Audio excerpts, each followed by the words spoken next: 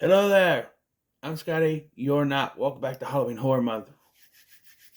Whoa, we got a not a good one, but we got one. We got one. Ooh, it's a good one to talk about, though.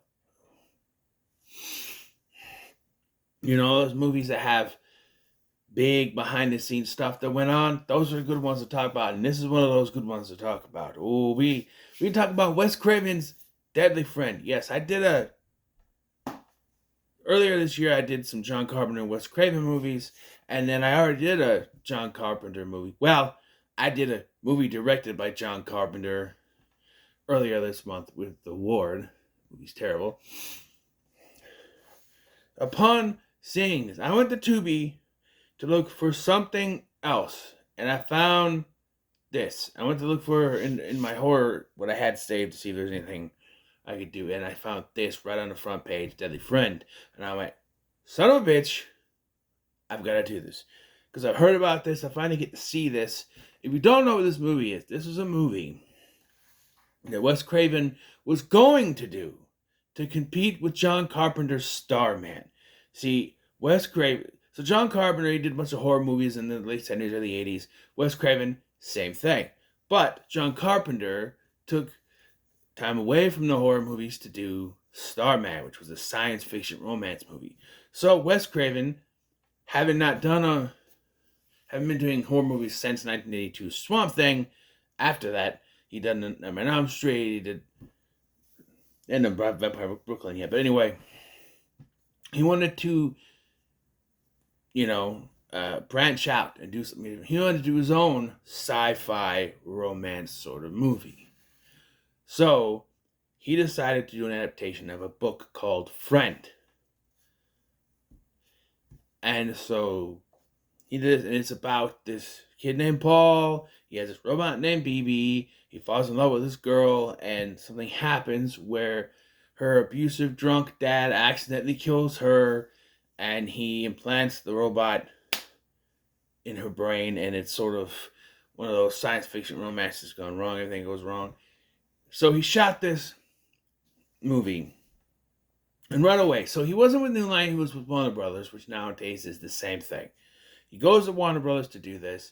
They look over the print of this movie and they go, we need a dream sequence. You're the Freddy Krueger guy. We need a dream sequence. So he puts one dream sequence in the movie which ruined this movie or ruined whatever he was going to have.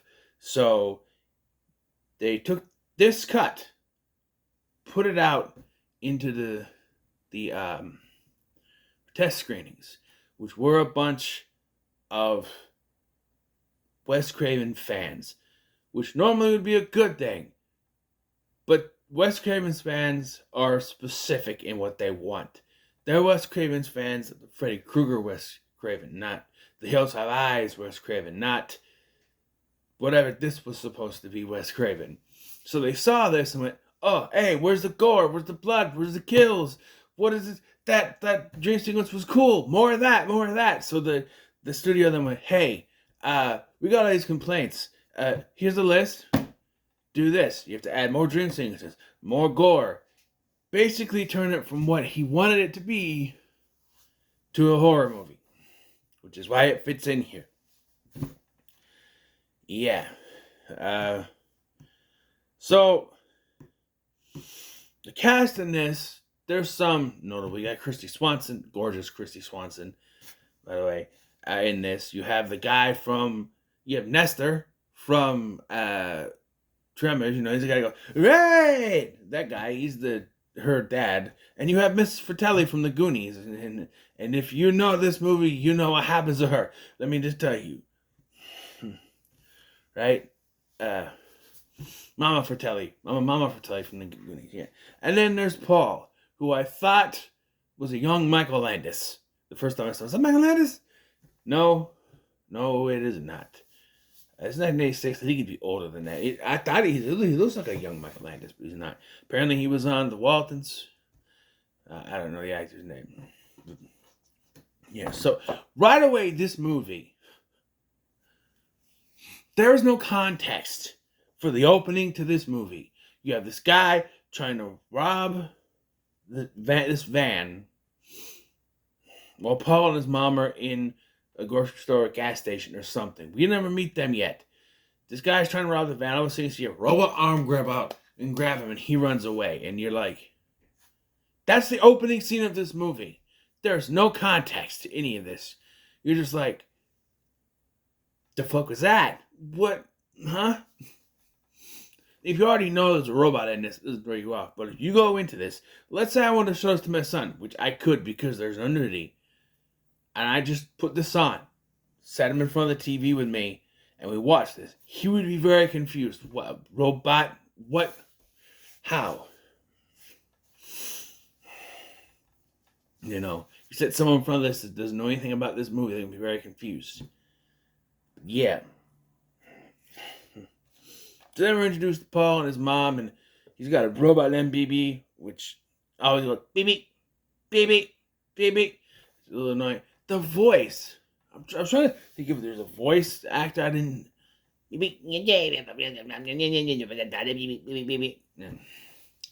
into a new house. Right away, he meets a guy named Tommy, who becomes sort of his best friend. But then he also meets Sam, who is Kristy Swanson. And of course, he's smitten with the lovely Kristy Swanson. Who wouldn't be? Right?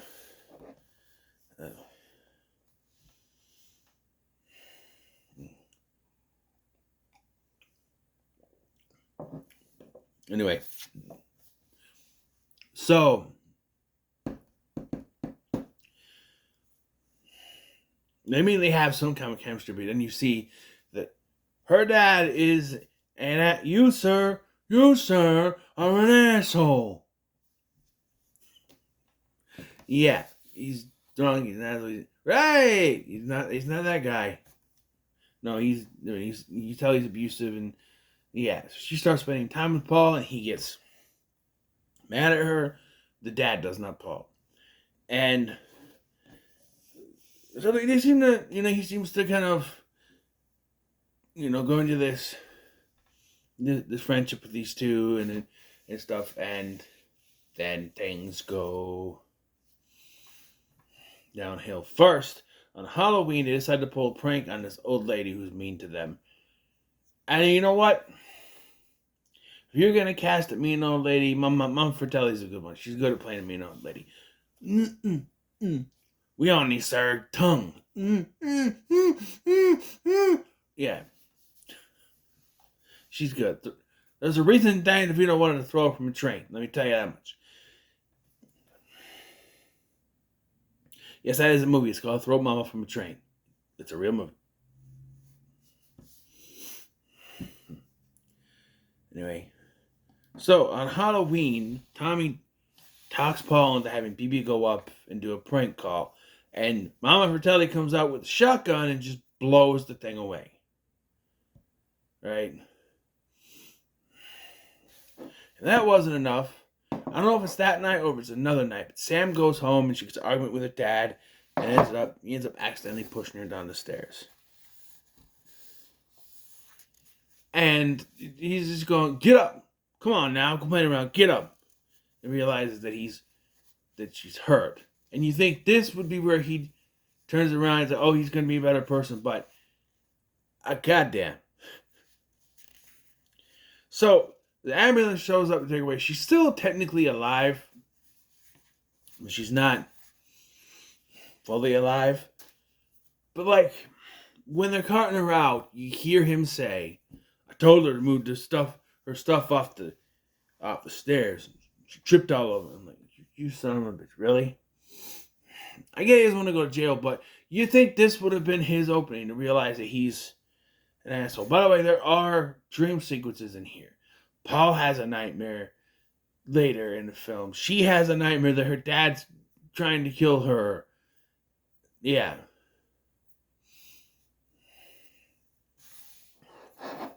And I think the one with her dad was the one that they added. Right? Before the first test screening. I think that seems about, that's the more tame one, I think. Compared to Paul's later. But Paul doesn't want to let Sam dies. So he takes BB's chip and he implants it in her head. And he's able to bring her back to life. And now she's got black rings around her eyes. And she's always looking like this. And she does this. It's very weird. She's walking around. I don't know why, because it doesn't make sense. Her hands would do this. I don't know. It would have been something if it only started like that. But then over time, the robot sort of got a hand at moving around in her body and stopped. But it doesn't. I gotta stop the shit. This is what she looks like. They keep like black circles around her eyes. That's what she does. And because BB has revenge on the mind against Mama Fratelli, but also Nestor. Hey! Yeah. So she sets him on fire. And then Paul has a dream and he's on fire. Gee, I wonder. Dream about a guy who is burnt to crisp. Why does that sound so familiar?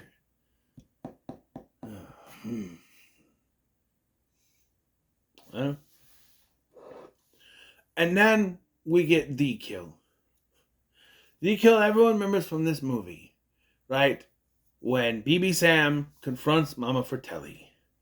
She's got the shotgun. She's in her robe and she's kind of pointing it.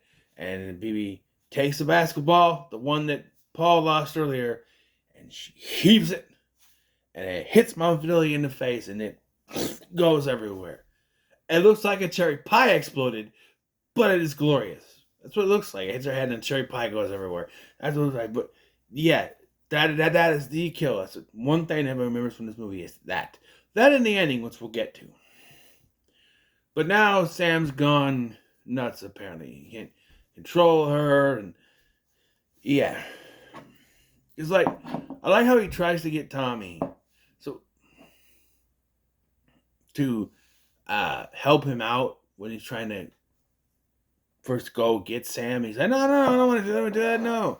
And then by the end, Tommy's like, I'm gonna call the cops. I'm gonna call the police. This is crazy. You're crazy. Crazy. You're crazy. Crazy. No, let's not go back to Saw 3D. This is crazy. And like, I do like when Paul's trying to, he's like, oh, Mom, I dropped up the glass. I'm just not awake, you know. Oh, I love you, Mom, because she doesn't want her to turn around and see Sam. No. This all ends in a police chase, where the cops shoot BB Sam and kill her. Basically, she dies. Paul's not deterred. He wants to bring her back again. By the way, throughout the film, after he puts the chip in, he is turning it off and on. The one thing I kept thinking is, what is that doing to her brain? Right? He's essentially turning her brain off and on and off and on.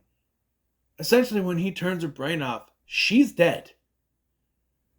Right? And he keeps turning her off. Like, that body's going to start to deteriorate. And even if it might not even be just when he turns the brain off, because that is essentially a dead body with a chip in it. Who knows how that would work? But yeah, it's kind of weird. This whole movie's kind of weird. But then we get our ending. One of the biggest what the fuck endings. Oh, before we get to the ending, I know I'm cocky. I know, but no. You tease. Yes. No. No. The whole standoff with the cops. You finally get, because you don't, baby. You finally get actually Sam talking. Paul, before they shoot her. I like that there's like little humanity, but I think maybe they could have handled it better. Much like with their romance. What do we get with their romance? They meet each other and automatically Paul from first sight is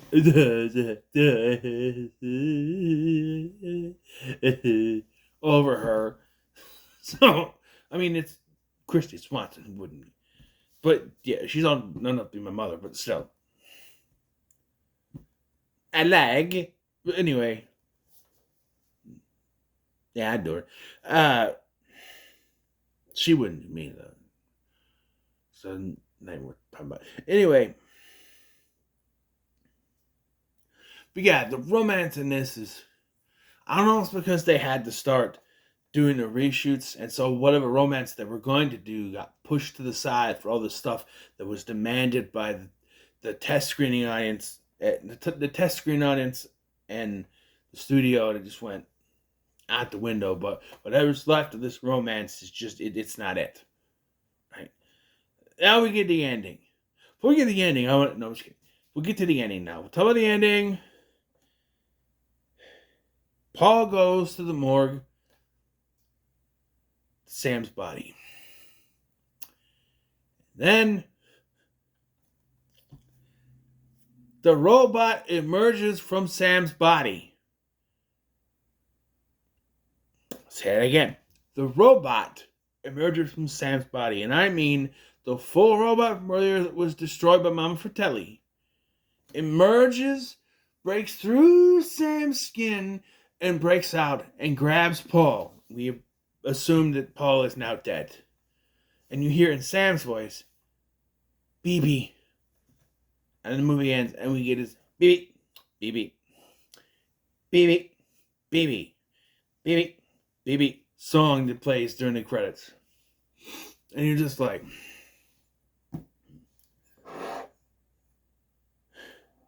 so, yeah. So to those who saw the original cut, said they needed more dream sequence stuff, and it was added, and you were still pissed off and didn't like the movie, all that stuff in there is your fault. But got to give credit where credit is due. If they did not do that, I don't think this movie would have been remembered as it is. All this extra stuff that was thrown in there because of test screenings or because of the studio made this as memorable as it is. Think about Starman. Think about what Wes Craven was trying to emulate. Starman. Does anyone really remember what Starman is? I barely know what it is. I haven't seen it, but Jeff Bridges is an alien who comes to Earth. He takes over the body of a dead guy and has to walk around with the guy's wife and try to accommodate himself to Earth, and it's sort of like a romance thing. But no one remembers that from John Carpenter's filmography. There's so many other ones. If this had gone the way Wes Craven wanted it to go, I feel like it would be like Starman. It would be like one of those movies just in the filmography. Like something like The Serpent and the Rainbow or Deadly Blessing. Does anyone really know what those movies are? If you think of Wes Craven, not really. You think of other ones like Nightmare on Elm Street or Last House on the Left or even Red Eye or Cursed. Cursed is for a whole different reason, much like this one, but still. I feel like, even though this was very much tampered, I feel like this movie is better for that. Because now it has this legacy of this being one of these balls to the walls kind of science fiction horror movies that just goes everywhere and doesn't care. Because while Wes Craven had dismissed this film, I feel like with this movie he made a point. And he might not have done it on purpose. But he wanted to do one thing. And when they started telling him you got to put all this stuff in there, 50-50, he went, okay, I'll do all that, thinking it's going to suck. Maybe you'll learn your lesson about interfering in movies. No, Hollywood still hasn't learned their lessons. How many movies are ruined because of test screenings? There are some times where I think just don't do test screenings. Like, well, you need test screenings sometimes. You do. Sometimes it's good.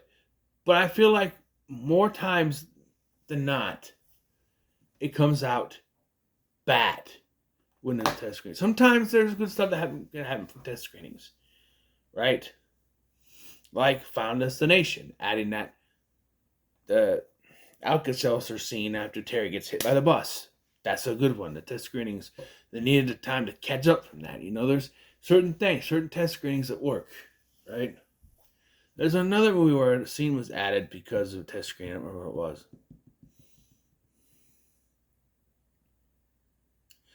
I don't remember what it was. But yeah, sometimes test screenings are good, but I hear a lot. I have seen a lot more bad come out of those, like Halloween 6 and this. And I don't even know if Curse got to a test screen before they ended that. But yeah. So Deadly Friend. I will give it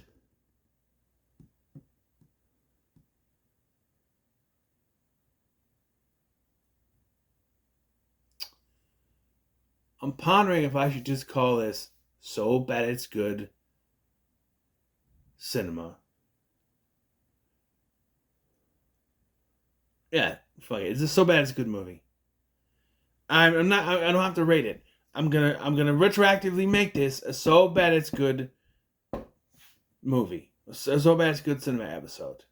So if you're wondering why I didn't have an intro at the beginning of this for that, because it didn't start off as that, but I can't say it's pretty good or middle of the road. It's just So Bad It's Good. So yeah, there it is. So what are your thoughts on Deadly Friend? Make sure to like, share, and subscribe. Thanks for watching. I'm Scott, and I'll see you in the next one.